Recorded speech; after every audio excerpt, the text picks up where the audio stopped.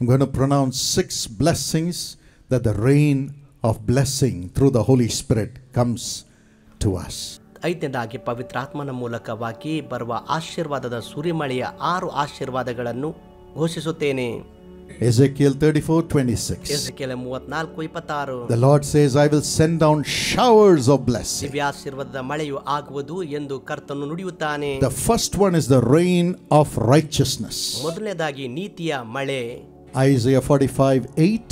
ಯೆಶಯ 45:8ರಲ್ಲಿ, Rain down you heavens from above, let the skies pour down righteousness.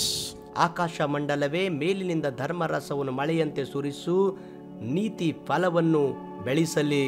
Isaiah 32:15-16. ಯೆಶಯ 32:15-16. The Spirit of God is going to be poured upon us from upon high. ಉನ್ನತ ಲೋಕದಿಂದ ದೇವರ ಆತ್ಮನು ಸುರಿಯಲ್ಪಡುವನು.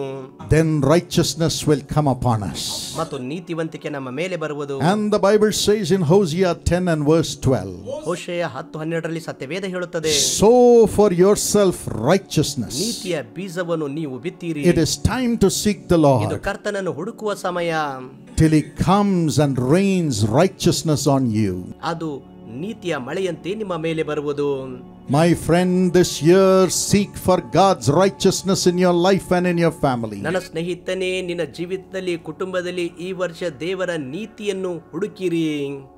And then God's rain of righteousness will come upon you through the Holy Spirit. ಪವಿತ್ರ ಆತ್ಮನ ಮೂಲಕವಾಗಿ ಆಗ ದೇವರ ನೀತಿಯ ಮಳೆ ನಿಮ್ಮ ಮೇಲೆ ಬರುವುದು. Matthew 5:6, Jesus said, ಯೇಸು ಹೇಳುತ್ತಾರೆ ಮತ್ತಾಯ 5:6ರಲ್ಲಿ, Blessed are those who hunger and thirst for righteousness, ನೀತಿಗಾಗಿ ಹಸಿದು ಬಾಯಾರಿದವರು ಧನ್ಯರು, for they shall be filled. ಅವರಿಗೆ ತೃಪ್ತಿಯಾಗುವುದು. And you should know, where there is no righteousness, there is no rain of blessing. ಎಲ್ಲಿ ನೀತಿ ಇಲ್ಲವೋ ಅಲ್ಲಿ ನೀತಿಯ ಮಳೆ ಆಗುವುದಿಲ್ಲ ಎಂದು ತಿಳಿದುಕೊಳ್ಳಿರಿ. 1 Kings 8:35-36 says so. ಮೊದಲನೇ ಅರಸು 8:35-36ರಲ್ಲಿ ಹೇಳಲ್ಪಟ್ಟಿದೆ. Even today, ಇಂದು ಕೂಡ what is righteousness? ನೀತಿ ಎಂದರೇನು? Romans 4:3, ರೋಮ 4:3ರಲ್ಲಿ, Romans 3:22. ರೋಮ 3:22ರಲ್ಲಿ Both the verses say, ಈ ಎರಡು ವಾಕ್ಯಗಳಲ್ಲಿ ಹೇಳಲ್ಪಟ್ಟಿದೆ, believing God for everything is righteousness. ಎಲ್ಲದಕ್ಕಾಗಿ ದೇವರಲ್ಲಿ ನಂಬುವುದು ಅದು ನೀತಿಯಾಗಿದೆ. Yes, not complaining and saying, why have you done this, Lord? ಯಾಕೆ ಇದನ್ನು ಮಾಡಿದಿ ಕರ್ತನೆ ಎಂದು ಹೇಳುವುದಲ್ಲ. When problems come, ಸಮಸ್ಯೆಗಳು ಬರುವಾಗ, when hunger comes, ಹಸಿವೆ ಬರುವಾಗ, when accusation comes, ಆರೋಪಗಳು ಬರುವಾಗ, when betrayal comes, ದ್ರೋಹ ಬರುವಾಗ, when sickness comes, ರೋಗ ಬರುವಾಗ, we will still say, ಆಗ ಕೂಡ ಹೇಳುತ್ತೇವೆ, my Jesus will make me live in this world. ಈ ಲೋಕದಲ್ಲಿ ನನ್ನ ಯೇಸು ಜೀವಿಸುವಂತೆ ಮಾಡುತ್ತಾರೆ. He has a plan for me. ನನಗೋಸ್ಕರ ಉದ್ದೇಶ He ಇಟ್ಟಿದ್ದಾನೆ. has purchased me with His blood. ತನ್ನ ರಕ್ತದಿಂದ ನನ್ನನ್ನು ಕೊಂಡುಕೊಂಡಿದ್ದಾನೆ. He will fulfill all His will and turn my sorrow into joy. ಆತನು ತನ್ನ ವಾಕ್ಯ ನೆರವೇರಿಸಿ ನನ್ನ ದುಃಖ ಆನಂದವಾಗಿ ಮಾರ್ಪಡಿಸುತ್ತಾನೆ. Believing God for everything, believing Jesus for everything brings you righteousness. ಯೇಸುವಿನಲ್ಲಿ ಎಲ್ಲದಕ್ಕಾಗಿ ನಂಬುವುದು ನೀತಿಯನ್ನು ತರುತ್ತದೆ.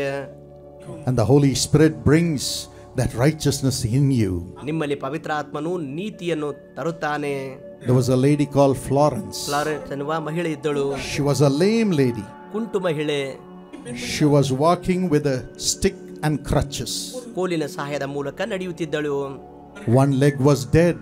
ಒಂದು ಕಾಲು ಸತ್ತು ಹೋಗಿತ್ತು. She would pull that leg and walk. ಆ ಕಾಲು ಎಳೆದು ನಡೆಯುತ್ತಿದ್ದಳು. One day the Lord told her, ಒಂದು ದಿವಸ ಕರ್ತನು ಹೇಳಿದನು, my daughter, ನನ್ನ ಮಗಳೇ, go to the gospel house. ಸುವಾರ್ತೆಯ ಮನೆಗೆ ಹೋಗು.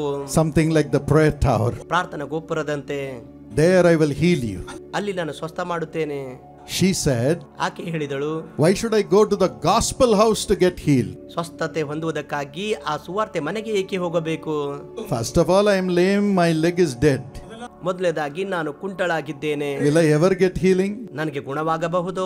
But you are asking me to go there, ಅಲ್ಲಿ ಹೋಗು ಎಂದು ಕೇಳುತ್ತಿದ್ದೆ. dragging my leg in the street. ಬೀದಿಯಲ್ಲಿ ನನ್ನ ಕಾಲನ್ನು ಎಳೆದುಕೊಂಡು ಹೋಗಬೇಕು. If you want to heal me here. ನೀನು ಸ್ವಸ್ಥ ಮಾಡಬೇಕಾದ್ರೆ ಇಲ್ಲಿಯೇ ಮಾಡು.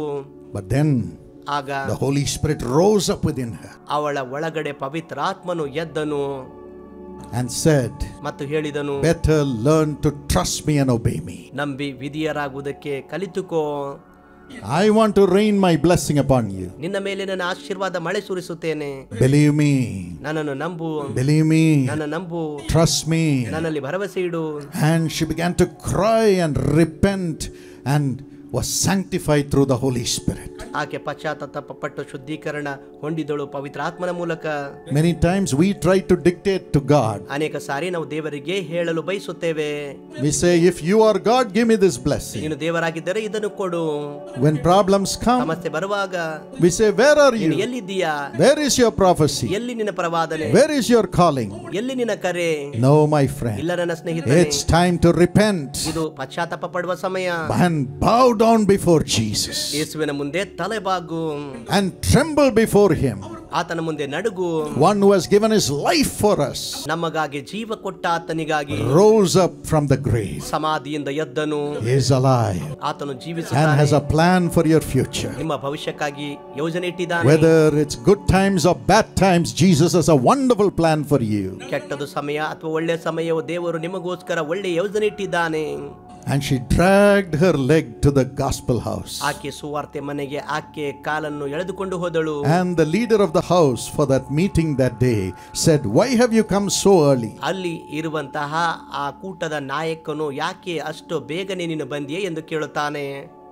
She said, I have come to get healed. ನಾನು ಸ್ವಸ್ಥತೆ ಹೊಂದುವುದಕ್ಕೆ ಬಂದಿದ್ದೇನೆ. Jesus asked me to come here to get healed. ಯೇಸು ಇಲ್ಲಿ ಬರುವುದಕ್ಕೆ ನನ್ನನ್ನು He had ಕೇಳಿಕೊಂಡಿದ್ದಾನೆ. a hearty laugh. ಆತನಿಗೆ ಅಂತ ಹೃದಯ ಬಿತ್ತು. He also had to repent. ಅವನಿಗೂ ಕೂಡ ಪಶ್ಚಾತ್ತಾಪ Many ಪಡಬೇಕಾಯಿತು. times we preachers have to repent first. ಮೊದಲನೇದಾಗಿ ಪ್ರಸಂಗ ಮಾಡುವಂತ ನಾವು ಪಶ್ಚಾತ್ತಾಪ ಪಡಬೇಕು. Yes, the faith of the people are so much. ಜನರ ನಂಬಿಕೆ ಬಹಳಷ್ಟಾಗಿದೆ. We have to repent to walk in their faith for us to see miracles. ನಾವು ಅವರ ನಂಬಿಕೆಯಲ್ಲಿ ನಡೆದು ಅದ್ಭುತಗಳನ್ನು ನೋಡುವುದಕ್ಕಾಗಿ ನಾವು ಪಶ್ಚಾತ್ತಾಪ ಪಡಬೇಕು. Yes, he repented. ಹೌದು, ಅವನು ಪಶ್ಚಾತ್ತಾಪ And ಪಟ್ಟನು. the miracle happened. ಅದ್ಭುತ ನಡೆಯಿತು. God's healing came upon her. ದೇವರ ಸ್ವಸ್ಥತೆ ಬಂದಿತ್ತು. She jumped and walked. ಆಕೆ ಜಿಗಿದು ನಡೆದಳು. The rest was history. ಅದು ಚರಿತ್ರೆ. And the Lord told her, ಕರ್ತನು ಆಕೆಗೆ ಹೇಳಿದರು, my daughter, I could have healed you in your home, in your bed. ನನ್ನ ಮಗಳೇ, ನಿನ್ನ ಹಾಸಿಗೆಯ ಮೇಲೆ ನಿನ್ನ ಮನೆಯಲ್ಲಿಯೇ ನಾನು But I ಗುಣಪಡಿಸಬಹುದು. wanted to take you and make you stand before the unbelievers who never believe in me. ನಾನು ನಿನ್ನನ್ನು ಆ ನಂಬದೇ ಇರುವ ಜನರ ಮುಂದೆ ನಾನು ಸಾಕ್ಷಿಯಾಗಿ ನಿಲ್ಲಿಸಬೇಕು. That's why I sent you to the gospel house. ಅದಕ್ಕಾಗಿ ಸುವಾರ್ತೆ ಮನೆಗೆ ಕಳಿಸಿದೆ. Today thousands have believed through your miracle. ನಿನ್ನ ಅದ್ಭುತದ ಮೂಲಕ ಇಂದು ಸಾವಿರಾರು ಜನರು ನಂಬುತ್ತಾರೆ.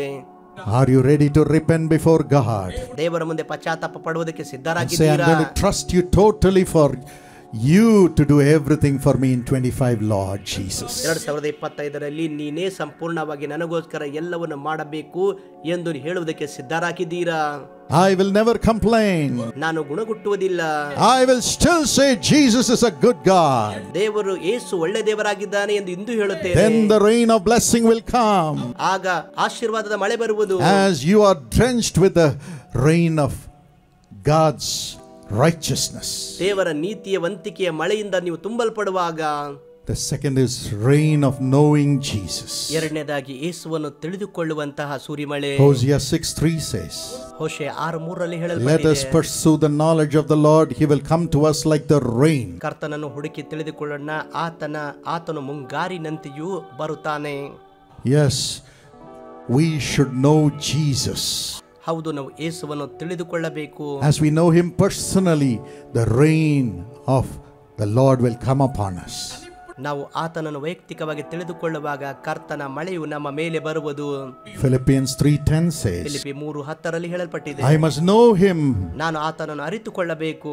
This is Paul's prayer. ಅದು ಪೌಲನ ಪ್ರಾರ್ಥನೆಯಾಗಿತ್ತು. Why should we know him? ಯಾಕೆ ಆತನನ್ನು Only ತಿಳಿದುಕೊಳ್ಳಬೇಕು? knowing Jesus can deliver us from the powers of the devil. ಸೈತಾನನ ಹಿಡಿತದಿಂದ ಯೇಸುವನ್ನು ತಿಳಿದುಕೊಳ್ಳುವುದರ ಮೂಲಕ ಮಾತ್ರ ಹೊರಗೆ ಬರುತ್ತೇವೆ.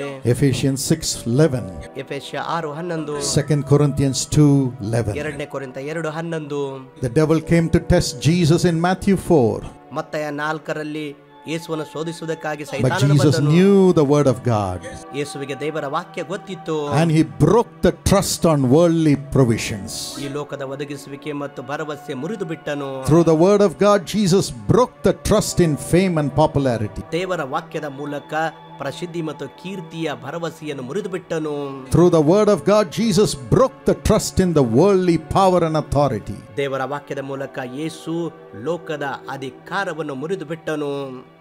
Even today, ಇಂದು ಕೂಡ the Holy Spirit is coming upon you ಪವಿತ್ರಾತ್ಮನು ನಿನ್ನ ಮೇಲೆ ಬರುತ್ತಿದ್ದಾನೆ to reveal Jesus to you. ಯೇಸುವನ್ನು ನಿನಗೆ ಪ್ರಕಟಿಸುವುದಕ್ಕಾಗಿ. When you have Jesus in you, Yesu ನಿನ್ನಲ್ಲಿರುವಾಗ you will overcome all the deceptions of the devil in the world and you'll be connected to Jesus. ಮತ್ತು ಸೈತಾನನಿಂದ ಬರುವ ಎಲ್ಲ ಮೋಸತನವನ್ನು ನೀವು ಜಯಿಸುವಿರಿ. ಯೇಸುವಿನಲ್ಲಿ ನೀನು ಆಶ್ರಯ ಹೊಂದುವಿ. Romans 8:26 to 28. ರೋಮ 8:26-28.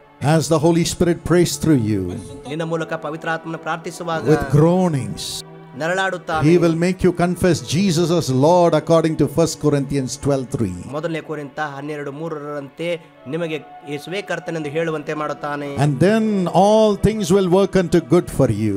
ಆಗ ಎಲ್ಲವೂ ನಿಮಗೋಸ್ಕರ ಒಳ್ಳೆಯದಾಗುವುದು. According to Romans 8:28. ರೋಮ 8:28 ಪ್ರಕಾರ. Jesus said in Matthew 6:33. ಮತ್ತೆ 6:33ರಲ್ಲಿ ಯೇಸು ಹೇಳುತ್ತಾರೆ, Seek ye first the kingdom of God and his righteousness, and all these things shall be added unto you. ಮೊದಲು ದೇವರ ರಾಜ್ಯ ನೀತಿಗಾಗಿ ತವಕಪಡು, ಆಗ ಎಲ್ಲವೂ ನಿನಗೆ ಕೂಡಿಸಲ್ಪಡುವುದು. We should know Jesus. ಹೌದು, ನಾವು ಯೇಸುವನ್ನು ತಿಳಿದುಕೊಳ್ಳಬೇಕು.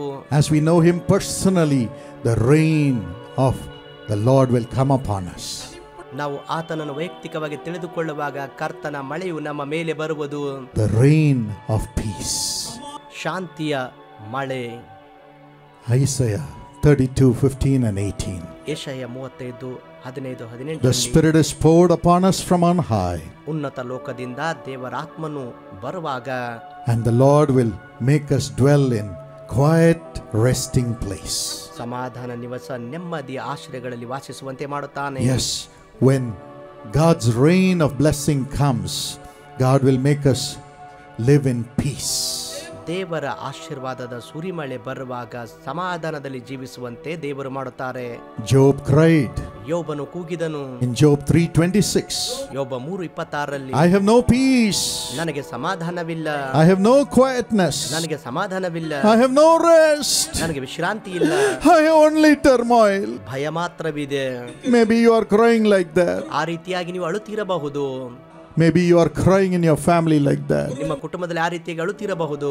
Because Job lost his ಹೌದು, children, ಯೋಬನು ತನ್ನ ಮಕ್ಕಳನ್ನು ಕಳೆದುಕೊಂಡನು. his health, ಆರೋಗ್ಯ, his possessions, ಸ್ವತ್ತು, family life. ಕುಟುಂಬ ಜೀವಿತ. And his wife said, curse God and die. ಪತ್ನಿ ಹೇಳಿದಳು, ದೇವರಿಗೆ ಶಾಪ ಕೊಟ್ಟು He Sai. said, I have no peace. ನನಗೆ ಸಮಾಧಾನವಿಲ್ಲ. But Jesus came. ಆದ್ರೆ ಯೇಸು ಬಂದರು. And he says, ಮತ್ತು ಆತನು my ಹೇಳಿದನು, peace I give unto you, ನನ್ನ ಶಾಂತಿ ನಿಮಗೆ ಕೊಡುತ್ತೇನೆ. not as the world gives. ಲೋಕ ಕೊಡುವ ರೀತಿಯಲ್ಲ, I will give you my peace, ನನ್ನ ಶಾಂತಿ ಕೊಡುತ್ತೇನೆ. the rain of peace. ಶಾಂತಿಯ ಮಳೆ. Shall we all raise our hands and say, thank you, Lord. ನಮ್ಮ ಕೈಗಳನ್ನು ಮೇಲೆ ಕೆತ್ತಿ ಹೇಳೋಣ, ಯೇಸುವೆ ವಂದನೆಗಳು. Thank you for the rain of peace. ಶಾಂತಿಯ ಮಳೆಗಾಗಿ ವಂದನೆ. God is sending the rain of peace upon you, your family, your ministry, and the nation. ನಿಮ್ಮ ಕುಟುಂಬ, ನಿಮ್ಮ ಮೇಲೆ, ನಿಮ್ಮ ಮಕ್ಕಳ ಮೇಲೆ, ನಿಮ್ಮ ದೇಶದ ಮೇಲೆ ದೇವರು ಶಾಂತಿಯ ಮಳೆ ಸುರಿಸುತ್ತಿದ್ದಾರೆ. Isaiah 52:7. ಯೆಶಯ 52:7. Your ministry will be full of peace. ನಿಮ್ಮ ಸೇವೆ ಪೂರ್ಣ ಸಮಾಧಾನ ಹೊಂದುವುದು. Psalm 147:14. ಕೀರ್ತನೆ 147:14. Your family will be in peace. ನಿಮ್ಮ ಕುಟುಂಬದಲ್ಲಿ ಸಮಾಧಾನವಿರುವುದು. Proverbs 16:7. ಜ್ಞಾನೋಕ್ತಿಗಳು 16:7ರಲ್ಲಿ, Your enemies will be at peace with you. ನಿಮ್ಮ ಶತ್ರುಗಳು ನಿಮ್ಮೊಂದಿಗೆ ಸಮಾಧಾನ ಹೊಂದುವರು. Isaiah 54:13. ಯೆಶಯ 54:13. Your children will be at peace. ನಿಮ್ಮ ಮಕ್ಕಳು ಸಮಾಧಾನ ಹೊಂದುವರು. Great shall be the peace of your children. ನಿಮ್ಮ ಮಕ್ಕಳ ಸಮಾಧಾನ ಅಧಿಕವಾಗಿರುವುದು. 1 Samuel 13:19. ಮೊದಲನೇ ಸಮುವೇಲ 30:19. Everything you have lost will come back to you. ನಷ್ಟವಾದದ್ದೆಲ್ಲವೂ ಹಿಂತಿರುಗಿ ಬರುವುದು. Nothing will be lacking. ಯಾವುದು ಕೊರತೆ ಇರುವುದಿಲ್ಲ. You'll have financial blessing.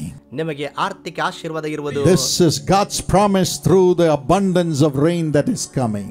ನಿಮ್ಮ ಮೇಲೆ ಬರುವ ಸಮೃದ್ಧಿಯ ಮಳೆಯ ಮೂಲಕ ಇದು ದೇವರ ವಾಗ್ದಾನ. And fourthly, ನಾಲ್ಕನೇದಾಗಿ, the rain to destroy the demonic powers. ದುರಾತ್ಮನ ಶಕ್ತಿಗಳನ್ನು ನಾಶ ಮಾಡುವಂತಹ ಮಳೆ. Isaiah 28 and verse 2. ಯೆಶಯ 28:2ನೇ The ವಾಕ್ಯದಲ್ಲಿ, Lord sends a mighty hail and flood to destroy the powers of darkness. ಅಂಧಕಾರದ ಶಕ್ತಿಗಳನ್ನು ನಾಶ ಮಾಡಲು ಆತನು ರಭಸವಾಗಿ ಸುರಿಯುವ ಕಲ್ಮಳೆಯನ್ನು ಸುರಿಸುತ್ತಾನೆ. This year you will see the powers of darkness being bound by the power of the Holy Spirit through the blessing rain. ಆಶೀರ್ವಾದದ ಮಳೆಯ ಮೂಲಕ ಈ ವರ್ಷ ದುರಾತ್ಮನ ಶಕ್ತಿಗಳು ಕಟ್ಟಲ್ಪಡುವಂತದ್ದನ್ನು ನೀವು ಅದನ್ನು ಕಾಣುವಿರಿ. If you believe it, would you shout a big hallelujah? ನೀವು ನಂಬುದಾದರೆ ದೊಡ್ಡ ಹಲ್ಲೆಲೂಯಾ ಎಂದು ಹೇಳುವೀರಾ? Thank you, Lord. ಕರ್ತನೇ Isaiah 59:19. ಯೆಶಯ 59:19. When the enemy comes in like a flood, ಶತ್ರು ಪ್ರವಾಹದಂತೆ ಬರುವಾಗ the Spirit of the Lord will lift up a banner against him. ಕರ್ತನ ಆತ್ಮನು ವಿರುದ್ಧವಾಗಿ ಒಂದು ಧ್ವಜ ಎತ್ತುವನು. Standard against him. ಒಂದು ಧ್ವಜ ಎತ್ತುವನು. Today that grace is coming. ಆ ಕೃಪೆಯಿಂದ ಬರುತ್ತಿದೆ. 2 Corinthians 3:17. 2 ಕೊರಿಂಥ 3:17. Where the Spirit of the Lord is, there is liberty. ಎಲ್ಲಿ ಕರ್ತನ ಆತ್ಮನು ಇದ್ದಾನೋ ಅಲ್ಲಿ ಬಿಡುಗಡೆ ಉಂಟು. This year, ಈ ವರ್ಷ according to Revelation 12:10 and 11, ಪ್ರಕಟಣೆ 12:10-11 ಪ್ರಕಾರ the accuser, the false accuser of the brethren, ಸುಳ್ಳಾಗಿ ದೂರು ಮಾಡುವಂತ ದೂರುಗಾರನು, who has accused us against God, ನಮ್ಮ ವಿರುದ್ಧವಾಗಿ ದೇವರಿಗೆ ದೂರು ಮಾಡಿದಾನೆ, accused us against the society, ಸಮಾಜದ ವಿರುದ್ಧವಾಗಿ ದೂರು ಮಾಡಿದಾನೆ, shall be cast down by the power of the rain of the Holy Spirit. ಪವಿತ್ರಾತ್ಮನ ಮಳೆಯ ಮೂಲಕ ಅದು ನಿಲ್ಲಿಸಲ್ಪಡುತ್ತದೆ.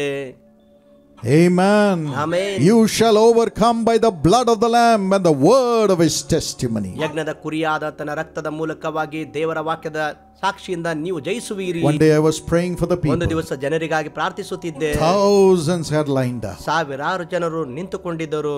A mother brought a daughter. ಒಂದು ತಾಯಿ ಮಗಳನ್ನು And ಕರೆದುಕೊಂಡು she ಬಂದಿದ್ದಳು. said, she is very sick. ಆಕೆ ಬಹಳ ರೋಗದಲ್ಲಿದ್ದಾಳೆ. But when I laid hands on the daughter, ಮಗಳ ಮೇಲನ್ನು ಕೈ ಇಟ್ಟಾಗ the mother began to shriek. ಮಗಳು ನಡುಗುವುದಕ್ಕೆ ಪ್ರಾರಂಭಿಸಿದಳು. And the demon inside her began to shout. ಆಕೆ ಒಳಗಿದ್ದ ದುರಾತ್ಮನು ಕೂಗಾಡಿದನು. The mother was saying that the daughter is demon possessed. ತಾಯಿ ಹೇಳುತ್ತಿದ್ದಾಳೆ ಮಗಳು ದುರಾತ್ಮನನ್ನು ಹೊಂದಿದ್ದಾಳೆ. But when I laid hands on the daughter, ಮಗಳ ಮೇಲೆ ಕೈ ಇಟ್ಟಾಗ and I said, Lord, thank you for shedding your blood for her. ಕರ್ತನೇ ಅವಳಿಗಾಗಿ ನಿನ್ನ ರಕ್ತ ಸುರಿಸಿದ್ದಕ್ಕಾಗಿ ವಂದನೆ ಎಂದು Thank you ಹೇಳುವಾಗ, for purchasing her with your blood. ನಿನ್ನ ರಕ್ತದಿಂದ ಕೊಂಡುಕೊಂಡಿದ್ದಕ್ಕಾಗಿ ವಂದನೆ ಎಂದು ಹೇಳುವಾಗ, When I quoted the blood of Jesus, ನಾನು ಯೇಸುವಿನ ರಕ್ತ ಹೇಳಿದಾಗ the devil inside the mother began to shriek. ತಾಯಿಯಲ್ಲಿದ್ದ ದುರಾತ್ಮ ನಡುಗುವುದಕ್ಕೆ ಪ್ರಾರಂಭಿಸಿತು. And the devil said, ಮತ್ತು ಸೈತಾನನು ಹೇಳಿದನು, don't burn me. ನನಗೆ ಸುಡಬೇಡ, It's burning. ಸುಡುತ್ತಿದೆ, It's burning. ಸುಡುತ್ತಿದೆ. And she fell down. ಆಕೆ ಬಿದ್ದು ಹೋದಳು. And the daughter also began to speak. ಮಗಳು ಮಾತನಾಡೋಕೆ ಪ್ರಾರಂಭಿಸಿದಳು. 100% healed. 100% ಗುಣ ಹೊಂದಿದಳು. You will see the demon powers leaving you this year. ಈ ವರ್ಷ ಈ ದುರಾತ್ಮನ ಶಕ್ತಿಗಳು ನಿಮ್ಮನ್ನು ಬಿಟ್ಟು ಹೋಗುವಂತದನ್ನು ನೀವು ಕಾಣುವಿರಿ. As the power of the Holy Spirit comes upon you, ನಿಮ್ಮ ಮೇಲೆ ಪವಿತ್ರಾತ್ಮನ ಶಕ್ತಿ ಬರುವಾಗ, the Spirit rain is coming, ಆತ್ಮನ ಮಳೆ ಬರುತ್ತಿದೆ, and the demon shall flee. ದುರಾತ್ಮಗಳು ಓಡಿ ಹೋಗುವವು. Have the demons bound your business, ದುರಾತ್ಮಗಳು ನಿಮ್ಮ ವ್ಯಾಪಾರ ಬಂಧಿಸಿದವು, bound your family life, ನಿಮ್ಮ ಕುಟುಂಬ ಜೀವಿತ ಕಟ್ಟಿದವು, bound your relationships, ನಿಮ್ಮ ಸಂಬಂಧಗಳು, bound your finances, ನಿಮ್ಮ ಆರ್ಥಿಕತೆ, bound your walk with God, ದೇವರೊಂದಿಗೆ ನಡೆಯುವಿಕೆ, bound your ministry. ನಿಮ್ಮ ಸೇವೆ. Now the blessing rain is coming. ಈಗ ಆಶೀರ್ವಾದದ ಮಳೆ ಬರುತ್ತಿದೆ. The power of the Holy Spirit is coming. ಪವಿತ್ರಾತ್ಮನ ಬಲ ಬರುತ್ತಿದೆ. And the accuser shall fall. ದೂರುಗಾರನು ಬಿದ್ದು ಹೋಗುವನು. And everywhere God's people will have a great reputation. ಎಲ್ಲ ಸ್ಥಳಗಳಲ್ಲಿ ದೇವ ಜನರಿಗೆ ಗೌರವ ಇರುವುದು. Great power. ದೊಡ್ಡ ಶಕ್ತಿ.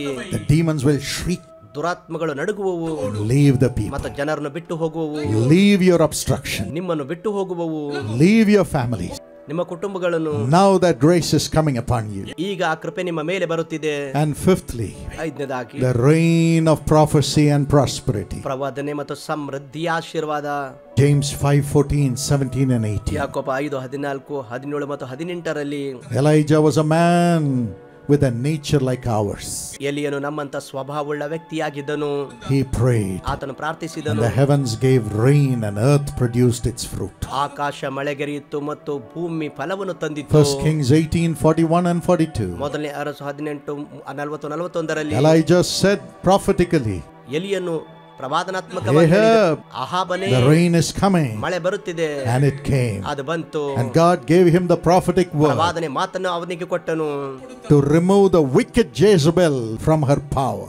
ದುಷ್ಟ ಯೆಜಬೇಲನ್ನು ಆಕೆಯ ಸ್ಥಾನದಿಂದ ತಳ್ಳುವುದಕ್ಕಾಗಿ, The Jezebel who destroyed God's prophets and God's priests was removed through the prophetic anointing that came upon Elijah. ಎಲಿಯನ ಮೇಲೆ ಬಂದಂತ ಪ್ರವಾದನೆ ಶಕ್ತಿಯ ಮೂಲಕ ದೇವರ ಪ್ರವಾದಿಗಳನ್ನು ಕೊಂದಂತಹ ಆ ಇಜಬೇಲಳು ಅವಳ ಅಧಿಕಾರದಿಂದ ತಳ್ಳಲ್ಪಟ್ಟಳು. God said, prophesy, Elijah, about the next king, Jehu. ಎಲಿಯನೇ ಮುಂದಿನ ರಾಜನ ಕುರಿತು ಪ್ರವಾದಿಸು ಎಂದು ದೇವರು ಹೇಳಿದರು. And Jehu became king. ಯೆಹೋ ರಾಜನಾದನು. Jezebel was eaten by the dogs and died. ಯೆಜಬೇಲಳು ನಾಯಿ ಮೂಲಕ ತಿನ್ನಲ್ಪಟ್ಟಳು. That's the power of prophecy. ಅದು ಪ್ರವಾದನೆಯ ಶಕ್ತಿ. Today God is sending that rain of prophecy upon all of us ಇಂದು ನಮ್ಮೆಲ್ಲರ ಮೇಲೆ ಆ ಪ್ರವಾದನೆ ಮಳೆ ದೇವರು ಸುರಿಸಲಿದ್ದಾನೆ. to fulfill God's purpose in the nation and in our families. ನಮ್ಮ ಕುಟುಂಬದಲ್ಲಿ ದೇಶದಲ್ಲಿ ದೇವರ ಉದ್ದೇಶಗಳು ನೆರವೇರುವುದಕ್ಕಾಗಿ. Right now the Lord says ಈಗ ಕರ್ತನು ಹೇಳುತ್ತಿದ್ದಾನೆ in Joel 2:28, ಇವೆಲ್ಲ 2:28, I will pour my spirit upon all flesh ಎಲ್ಲರ ಮೇಲೆ ನನ್ನ ಆತ್ಮ ಸುರಿಸುವೆನು, and your sons and daughters will prophesy. ನಿಮ್ಮ ಕುಮಾರ ಕುಮಾರಿಯರು ಪ್ರವಾದಿಸುವರು. Rain of prosperity. ಸಮೃದ್ಧಿಯ ಮಳೆ. Zechariah 10 and verse 1. ಜಕರ್ಯ 10:1 Ask the Lord for rain in the time of the latter rain. ಮಳೆಯಾಗುವಂತೆ ಹಿಂಗಾರಿನಲ್ಲಿ ಯೆಹೋವನನ್ನು ಬೇಡಿಕೊಳ್ಳಿರಿ. He will give them showers of rain. ಆತನು ಬಹಳ ಸಮೃದ್ಧಿಯಾದ ಮಳೆಯನ್ನು ಕೊಡುವನು. Grass in the field of everyone. ಎಲ್ಲರಿಗೂ ಹೊಲದ ಪೈರನ್ನು ಅನುಗ್ರಹಿಸುತ್ತಾನೆ. When God's rain comes through the Holy Spirit, everything that you have will prosper. ನಿಮ್ಮ ಮೇಲೆ ಪವಿತ್ರಾತ್ಮನ ಮೂಲಕ ಆತನ ಮಳೆ ಬರುವಾಗ ಎಲ್ಲವೂ ಸಮೃದ್ಧಿ ಹೊಂದುವುದು. Joel 2:23. ಇವೆಲ್ಲ 2:23 As God causes the rain to come down, ಮಳೆ ಬರುವಂತೆ ದೇವರು ಅಪ್ಪಣೆ ಕೊಡುವಾಗ whatever you have lost, God will give it back to you. ನೀವು ನಷ್ಟ ಹೊಂದಿದ್ದೆಲ್ಲವೂ ಕರ್ತನು ಹಿಂತಿರುಗಿ ನಿಮಗೆ ಕೊಡುವನು. Psalm 68 and verse 9. ಕೀರ್ತನೆ 68:9. When God sends the plentiful rain, ದೇವರು ಹೇರಳ ಮಳೆ ಸುರಿಸುವಾಗ God will refresh you and comfort you. ಆತನು ನಿಮಗೆ ಶಾಂತಪಡಿಸಿ ಚೈತನ್ಯಗೊಳಿಸುವನು. Acts 14 and 17. ಅಪೊಸ್ತಲರ ಕೃತ್ಯ 14:17 When Holy Spirit rain comes upon you, ಪವಿತ್ರಾತ್ಮನ ಮಳೆ ನಿಮ್ಮ ಮೇಲೆ ಬರುವಾಗ God will give you food and gladness. ದೇವರು ನಿಮಗೆ ಆಹಾರವನ್ನು ಮತ್ತು He will ಆನಂದವನ್ನು give you ಅನುಗ್ರಹಿಸಿ food and gladness through the rain of the Holy Spirit. ಪವಿತ್ರಾತ್ಮನ ಮಳೆಯ ಮೂಲಕ ಆತನು ಆಹಾರ ಮತ್ತು ಆನಂದವನ್ನು ಕೊಡುವನು. Philippians 4:19. Philippi 4:19 God shall supply all your need. ದೇವರು ನಿಮ್ಮ ಎಲ್ಲ ಕೊರತೆಗಳನ್ನು ನೀಗಿಸುವನು. Malachi 3 and verse 10. ಮಲಕಿ 3:10 When you bring your offerings to God's ministry, ದೇವರ ಸೇವೆಗಾಗಿ ನಿಮ್ಮ ಕಾಣಿಕೆಗಳನ್ನು ತರುವಾಗ God will open the windows of heaven, storehouse of heaven, and pour down a blessing which you cannot hold. ದೇವರು ಪರಲೋಕ ದ್ವಾರಗಳನ್ನು ಸುರಿಸಿ ಹಿಡಿಯಲಾರದಷ್ಟು ನಿಮಗೆ ಆತನು ಅನುಗ್ರಹ ಮಾಡುವನು. Now the spirit rain is going to come upon you. ಈಗ ಆತ್ಮನ ಮಳೆ ನಿಮ್ಮ ಮೇಲೆ ಬರುತ್ತಿದೆ. And the rain for prosperity is coming. ಸಮೃದ್ಧಿಗಾಗಿರುವ ಮಳೆ ಈಗ ಬರುತ್ತದೆ. The Lord says, my spiritual rain of blessing shall surely be experienced by all who call on my name. ನನ್ನ ಹೆಸರನ್ನು ಯಾರು ಕರೆಯುತ್ತಾರೋ ಅವರೆಲ್ಲರ ಮೂಲಕವಾಗಿ ಆತ್ಮಿಕವಾದಂತಹ ಒಂದು ಸುರಿಮಳೆಯನ್ನು ಅನುಭವಿಸುವರು. 2025, 2025 the year of spiritual blessing rain. ಆತ್ಮಿಕ ಆಶೀರ್ವಾದದ ಸುರಿಮಳೆಯ ವರ್ಷ. Lord, we welcome this year.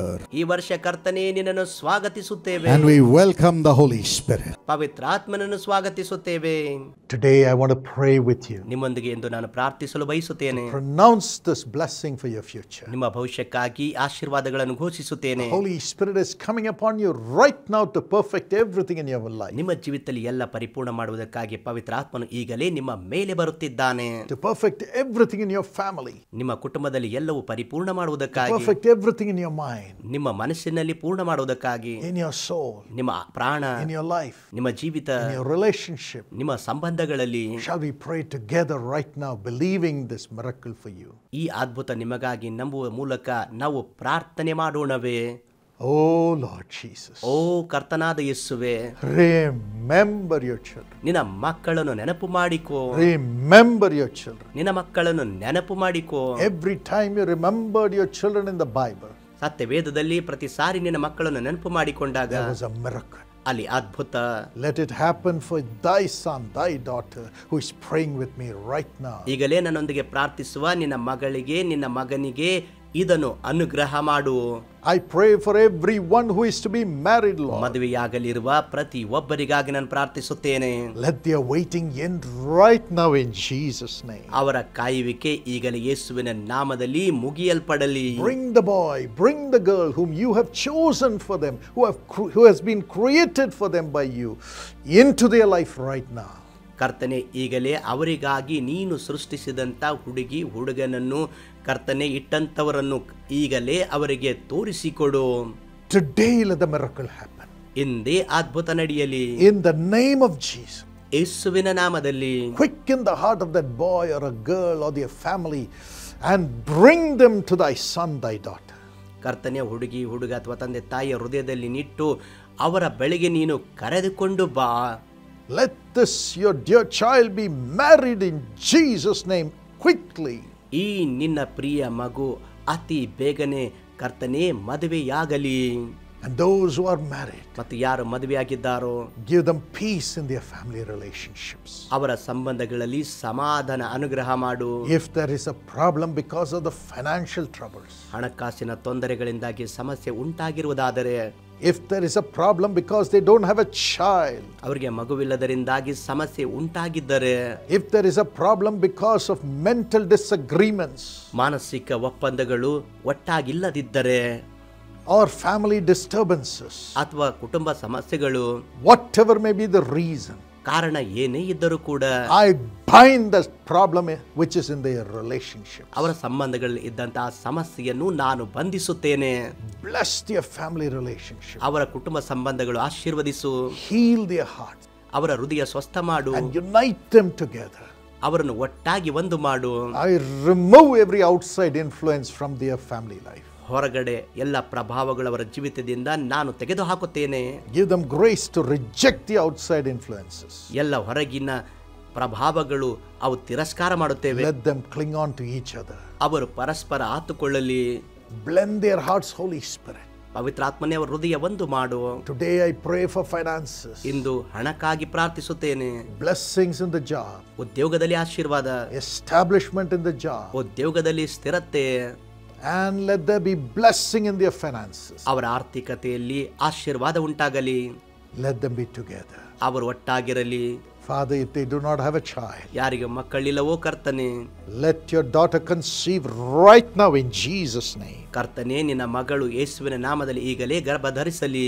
Let their bodies be healed. ಅವರ ದೇಹಗಳು ಸ್ವಸ್ಥವಾಗಲಿ. Let them have a child. ಅವರು ಮಗು ಹೊಂದಲಿ. And if the demonic spirits are oppressing their relationship, ಅವರ ಸಂಬಂಧಗಳನ್ನು ದುರಾತ್ಮಗಳು ತೊಂದರೆ ಪಡಿಸುತ್ತಿದ್ದರೆ, let those demons leave right now in Jesus' name. ಆ ದುರಾತ್ಮಗಳು ಯೇಸುವಿನ ನಾಮದಲ್ಲಿ ಈಗಲೇ ಹೊರಟು ಹೋಗಲಿ. You devils, don't touch them. ದುರಾತ್ಮನೇ, ಅವರನ್ನು ಮುಟ್ಟಬೇಡ. Don't separate them. ಅವರನ್ನು ಬೇರ್ಪಡಿಸಬೇಡ. We cast you out in Jesus' name. ಯೇಸುವಿನ ನಾಮದಲ್ಲಿ ನಿನ್ನನ್ನು ಹೊರಗಡೆ ಓಡಿಸುತ್ತೇವೆ. Give them a beautiful house, ಅವರಿಗೆ ಸುಂದರ ಮನೆ ಕೊಡು. beautiful job, ಸುಂದರ ಉದ್ಯೋಗ, beautiful relation. ಸುಂದರ ಸಂಬಂಧಗಳು. And those who do not have children, let them have a child immediately, Lord. ಯಾರಿಗೆ ಮಕ್ಕಳಿಲ್ಲವೋ ಅವರು ತಕ್ಷಣವಾಗಿ ಮಕ್ಕಳನ್ನು ಹೊಂದಲಿ. Let the back pain be healed. ಬೆನ್ನು ನೋವು ಸ್ವಸ್ಥವಾಗಲಿ. Everyone who is waiting for a healing be healed right now in Jesus' name. ಸ್ವಸ್ಥತೆಗಾಗಿ ಯಾರು ಎದುರು ನೋಡುತ್ತಿದ್ದಾರೋ ಈಗಲೇ ಯೇಸುವಿನ ನಾಮದಲ್ಲಿ ಸ್ವಸ್ಥರಾಗಲಿ. Heal must. ಕರ್ತನೇ, ಸ್ವಸ್ಥ ಮಾಡು. Let every pain go in Jesus' name. ಎಲ್ಲ ನೋವು ಯೇಸುವಿನ ನಾಮದಲ್ಲಿ ಹೋಗಲಿ. Every sickness come out in Jesus' name. ಎಲ್ಲ ರೋಗ ಯೇಸುವಿನ ನಾಮದಲ್ಲಿ ಹೊರಗಡೆ ಬರಲಿ. Every disease be healed in Jesus' name. ಎಲ್ಲ ಕಾಯಿಲೆ ಯೇಸುವಿನ ನಾಮದಲ್ಲಿ ಗುಣವಾಗಲಿ. Let them live in Jesus' name. ಯೇಸುವಿನ ನಾಮದಲ್ಲಿ ಅವರು ಜೀವಿಸಲಿ. Those who need strength to accomplish things in the job, give them wisdom and great success. ಯಾರು ಉದ್ಯೋಗದಲ್ಲಿ ಉತ್ತಮ ಸಾಧನೆ ಮಾಡಬೇಕು ಅವರಿಗೆ ಜ್ಞಾನ ಮತ್ತು ಯಶಸ್ಸನ್ನು ಕೊಡು. Give them promotion, ಅವರಿಗೆ ಬಡ್ತಿ ಕೊಡು. favor in the eyes of those with whom they work. ಯಾರೊಂದಿಗೆ ಕೆಲಸ ಮಾಡುತ್ತಿದ್ದರೋ ಅವರ ದೃಷ್ಟಿಯಲ್ಲಿ ದಯೆ ಕೊಡು. Give them success as a team. ತಂಡವಾಗಿ ಯಶಸ್ವಿಯನ್ನು ಕೊಡು. And let them have peace in their working place. ಅವರ ಕೆಲಸದ ಸ್ಥಳದಲ್ಲಿ ಸಮಾಧಾನವಿರಲಿ. And every witchcraft power I remove from their families. ಅವರ ಕುಟುಂಬದಿಂದ ಎಲ್ಲ ಮಾಟ ಮಂತ್ರ ಶಕ್ತಿ ನಾನು ತೆಗೆದು ಹಾಕುತ್ತೇನೆ. from their business. ಅವರ ವ್ಯಾಪಾರದಿಂದ Whatever money has to come to them, let it come in search of them in Jesus' name. ಯಾವ ಹಣ ಅವರಿಗಾಗಿ ಬರಬೇಕೋ ಅವರನ್ನು ಹುಡುಕಿಕೊಂಡು ಯೇಸುವಿನ ನಾಮದಲ್ಲಿ ಬರಲಿ. Let the payments come to them in Jesus' name. ಸಂಬಳ ಯೇಸುವಿನ ನಾಮದಲ್ಲಿ ಅವರಿಗೆ ಬರಲಿ. Let the properties come to them in Jesus' name. ಆಸ್ತಿಗಳು ಯೇಸುವಿನ ನಾಮದಲ್ಲಿ ಅವರಿಗೆ ಬರಲಿ. Let it come today in the name of Jesus. ಇಂದೇ ಯೇಸುವಿನ ನಾಮದಲ್ಲಿ ಅವರಿಗಾಗಿ ಬರಲಿ. And Father, ತಂದೆಯೇ, whoever is suffering because of false allegations, ಸುಳ್ಳದ ಆರೋಪಗಳಿಂದ ಯಾರು ಕಷ್ಟಪಡುತ್ತಿದ್ದಾರೋ, false cases, ಸುಳ್ಳು ಪ್ರಕರಣಗಳು, wicked people speaking jealous things which are false, ದುಷ್ಟ ಜನರು ಹೊಟ್ಟೆ ಕಿಚ್ಚಿನಿಂದ ಸುಳ್ಳಾದ ಅಪಾದನೆ ಮಾಡುತ್ತಿದ್ದಾರೆ. I break those oppositions ಆ ಆರೋಪಗಳನ್ನು ನಾನು ಮುರಿದು ಹಾಕುತ್ತೇನೆ, and I cast it ನಾನು out. ಹೊರಗೆ ಹಾಕುತ್ತೇನೆ. Give them justice in the court. ಕರ್ತನೆ, ನ್ಯಾಯಾಲಯದಲ್ಲಿ ಅವರಿಗೆ ನ್ಯಾಯ ಕೊಡು. Give them justice from the department. ಅವರ ವಿಭಾಗದಿಂದ ಅವರಿಗೆ ನ್ಯಾಯ ದೊರಕಲಿ. Give them justice in their working place. ಅವರ ಕೆಲಸದ ಸ್ಥಳದಲ್ಲಿ ನ್ಯಾಯ ಕೊಡು. Give them justice in their studying places, especially those who are doing PhD. ಅವರ ವ್ಯಾಸಂಗದ ಸ್ಥಳದಲ್ಲಿ ವಿಶೇಷವಾಗಿ PhD ಮಾಡುವವರಿಗೆ ನಿನ್ನ ನ್ಯಾಯ ಕೊಡು.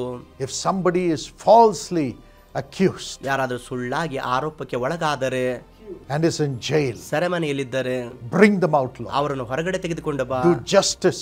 ಅವರಿಗಾಗಿ ನ್ಯಾಯ ಕೊಡು. And those who have been wrongfully treated in their jobs, let them get back the job in Jesus' name. ಉದ್ಯೋಗ ಸ್ಥಳದಲ್ಲಿ ಅವರನ್ನು ತಪ್ಪಾಗಿ ನಡೆಸಿಕೊಂಡವರು ಯೇಸುವಿನ ನಾಮದಲ್ಲಿ ಅವರಿಗೆ ತಿರುಗಿ ಉದ್ಯೋಗ ಬರಲಿ. Let them get back the promotion. ಅವರು ಬಡ್ತಿಯನ್ನು ಹಿಂತಿರುಗಿ ಹೊಂದಲಿ. Let them get back the finances and the awards. ಎಲ್ಲ ಹಣ ಮತ್ತು ಪ್ರಶಸ್ತಿಗಳು ಅವರು ಹಿಂತಿರುಗಿ ಹೊಂದಲಿ. Honor them, Lord. ಅವರನ್ನು ಸನ್ಮಾನಿಸು Every ಕರ್ತನೇ. separated husband and wife come together back again in Jesus' name. ಬೇರ್ಪಟ್ಟ ಪತಿ ಪತ್ನಿ ಯೇಸುವಿನ ನಾಮದಲ್ಲಿ ಒಟ್ಟಾಗಿ ಬರಲಿ. Lord, let their hearts be healed. Let them be knit to each other. ಅವರ ಹೃದಯಗಳು ಸ್ವಸ್ಥವಾಗಿ ಅವರು ಪರಸ್ಪರ ಜೊತೆ ಇರಲಿ. Give them great success. ಅವರಿಗೆ ದೊಡ್ಡ ಯಶಸ್ಸನ್ನು ಕೊಡು. Those who are working for research, ಯಾರು ಸಂಶೋಧನೆಗಾಗಿ ಕೆಲಸ ಮಾಡುತ್ತಿದ್ದಾರೋ, developing a product, ಒಂದು ಉತ್ಪಾದನೆಯನ್ನು ಬೆಳೆಸುವುದು, and waiting for a project, ಒಂದು ಯೋಜನೆಗಾಗಿ ಕಾಯುವುದು, waiting for an investment, ಒಂದು ಹೂಡಿಕೆಗಾಗಿ ಕಾಯುವುದು, let everything come to them today in Jesus' name. ಎಲ್ಲವೂ ಇಂದೇ ಯೇಸುವಿನ ನಾಮದಲ್ಲಿ ಅವರಿಗಾಗಿ ಬರಲಿ. Thank you for this blessing, Lord. ಕರ್ತನೇ, ಈ ಆಶೀರ್ವಾದಕ್ಕಾಗಿ ವಂದನೆ. Thank you, Jesus, for giving much more than what we have asked. ಯೇಸುವೇ, ನಾವು ಕೇಳುವುದಕ್ಕಿಂತ ಹೆಚ್ಚಾಗಿ ಕೊಡುವುದಕ್ಕಾಗಿ ವಂದನೆ. Give very high marks to the children. ಮಕ್ಕಳಿಗೆ ಹೆಚ್ಚು ಅಂಕಗಳನ್ನು ಒದಗಿಸಿಕೊಡು. And give them great success in the coming exams. ಬರುವ ಪರೀಕ್ಷೆಗಳಲ್ಲಿ ದೊಡ್ಡ ಯಶಸ್ಸನ್ನು ಕೊಡು. Give them admission in the best courses. ಉತ್ತಮ ಕೋರ್ಸ್ಗಳಲ್ಲಿ ಅವರಿಗೆ ದಾಖಲಾತಿ ಸಿಗಲಿ. Thank you for this blessing. ಈ ಆಶೀರ್ವಾದಕ್ಕಾಗಿ ವಂದನೆ. Thank you, Lord. ಕರ್ತನೇ, ವಂದನೆ. We love you ನಿಮ್ಮನ್ನು ಪ್ರೀತಿಸುತ್ತೇವೆ. in Jesus' name. ಯೇಸುವಿನ ನಾಮದಲ್ಲಿ Amen. Amen. God bless you ದೇವರು ನಿಮ್ಮನ್ನು ಆಶೀರ್ವದಿಸಲಿ richly and abundantly. ಅತ್ಯಧಿಕವಾಗಿ ಮತ್ತು ಸಮೃದ್ಧಿಯಾಗಿ.